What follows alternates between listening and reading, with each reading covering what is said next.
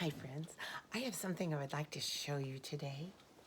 It's a beautiful quilt. This particular one has some like dolls on it, and it was made years ago by a grandma.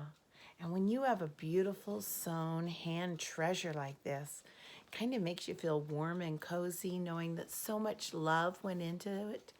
Today I have a story called The Big Blanket. Another name for a blanket could be a quilt.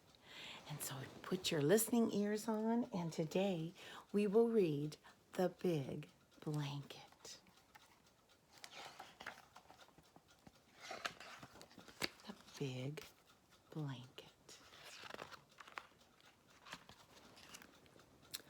Not long ago, in a nearby town, a family by the name of Brown had a wonderful something that set them apart from the people around them right from the start. They weren't poor and they weren't wealthy, but when it came to being healthy, folks from everywhere agreed the Browns were the healthiest family indeed.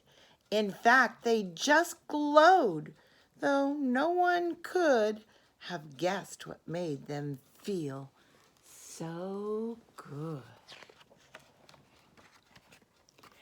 In the attic, on a bed, all edged in purple, blue, and red, and indigo, and orange, and green, was the prettiest patchwork ever seen. A beautiful quilt all sewn by hand by Grandma Brown, and it was grand. Soft and safe and warm and cozy, and could make the grayest day turn rosy.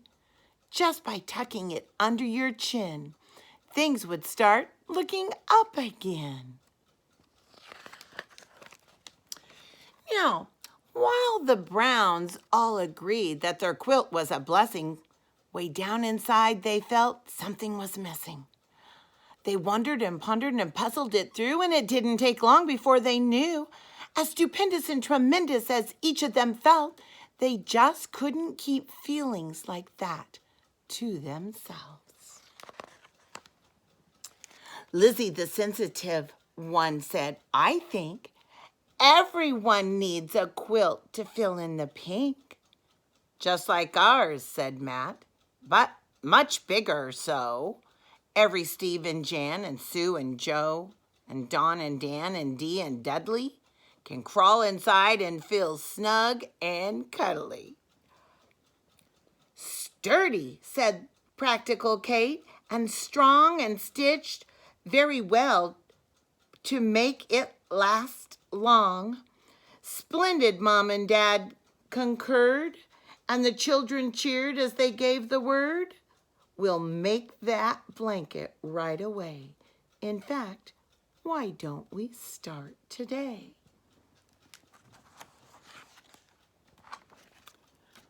Grandma pulled a big basket from under the bed, full to the brimmings with thimbles and strong sturdy thread and bright-colored fabric and needles and pins, and announced to all, "The quilt project begins."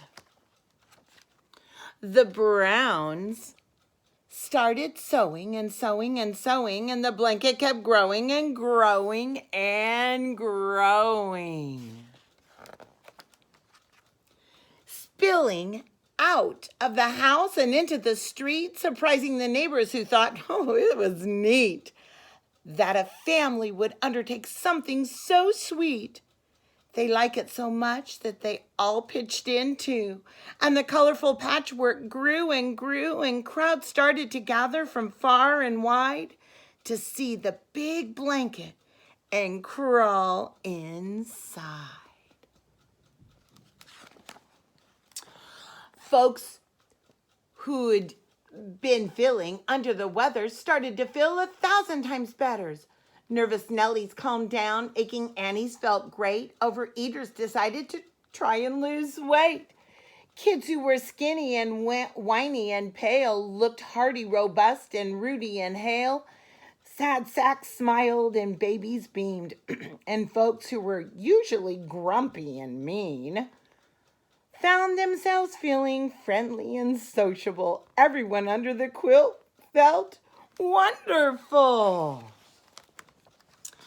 The quilt made everyone feel so good that no one wanted to budge or could. And though they felt spunkier, snappier, and stronger, the waiting long grew longer and longer. And the people in line were wearing frowns when, to the rescue, came the Browns. The quilt, they said, it's all about caring, and everyone knows that caring means sharing. And that's how it came to be decided that the wonderful blanket would be divided. As the Browns snipped away, the crowd went wild, and soon every man and woman and child had a magical quilt of their very own. And here's what they did when they took them home. Schoolgirls tied them in their hair. Mike put his on his wheelchair. Shoppers used them for a sack. The Smiths wrapped theirs round baby Zach. Some made rag dolls like the Burtons. Others hung them up as curtains. The pastor flew his from the steeple, and in a flash there were smiling people and bright and colored patchwork all over the town, which made the quilting family Brown very, very, very, very, very, very, very, very happy. Do you see all the different things? Do you see the flag from the steeple of the church? Do you see the wheelchair with the flag, with the quilt tied on like a flag?